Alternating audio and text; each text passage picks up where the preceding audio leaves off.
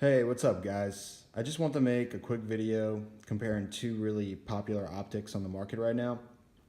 And that is the Primary Arms ACSS 1 to 8 and the Vortex Strike Eagle 1 to 8.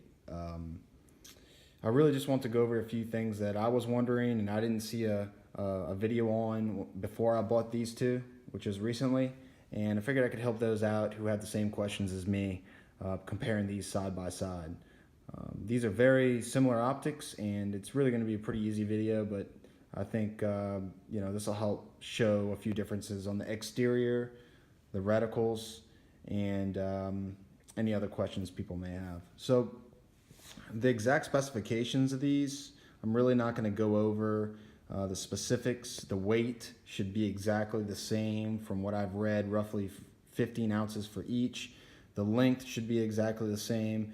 And as far as exterior of the scopes, the casing is exactly the same. And the big differences on the exterior of the scope is really the knurling. And that's what I noticed. So here's a close-up just to show you guys what you can see the difference on. And there you go, there's that knurling difference on both of them.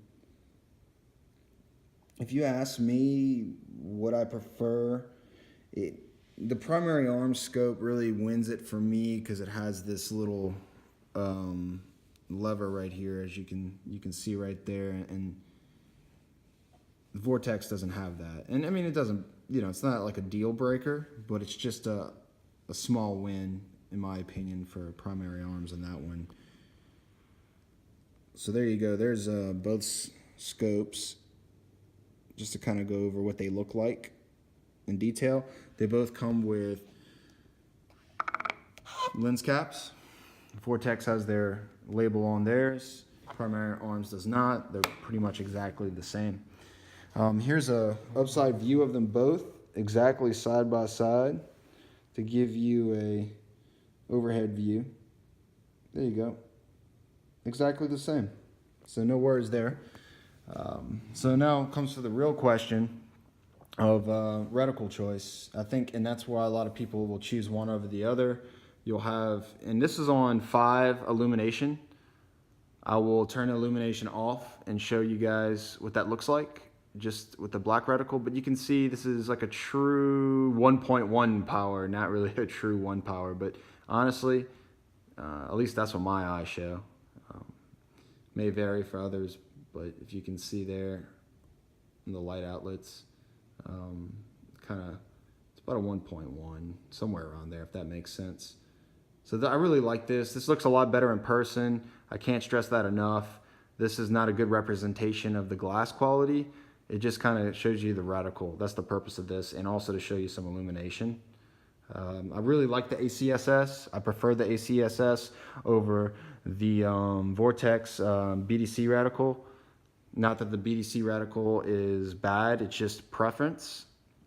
It's just a little busier for me, especially when illuminated. But I still do like it. It's still nice. Glass quality seems to be the same to me between both of these. I really can't discern too much of a difference, although when I was playing with these in sunlight earlier today, when I got them in, I felt like I liked the Primary Arms better. Maybe it was a little more crisper, and it could have been related to the reticle just because I like the reticle better. I don't know. It's a subjective statement. I do understand, and everybody may have a different opinion about which reticle they like better. So you'll have to look at them yourself and figure that out. But for me, I like the Primary Arms. So I'm going to put this down to 0 and just show you guys what they look like non-illuminated. And I'm doing this with one hand, so it's taking me a little bit longer. So here you go. Here is the Primary Arms, no illumination, ACSS. There you go. Let me get it adjusted. And again, this looks a lot better in real life. This is perfectly, it's perfectly crisp. It looks great, but on video, it looks a little hazy, and that's not what it looks like in real life. Now, on both of these scopes, it is worth mentioning that whenever you crank them up to 8 power, the eye box does shrink on both of them, and it becomes a little hazy. I wouldn't say it's, you know, I've read reviews that people like it's the worst thing since sliced bread, but it is not that bad. And the fact that these at this price point go up to 8 power, I think that's a big win. I probably won't hardly ever use 8 power, but you know, you're gonna have to look at them yourself if you have the opportunity to, and you can figure that out on your own. But I really do feel like the 8 power setting is usable. It's a great feature to have.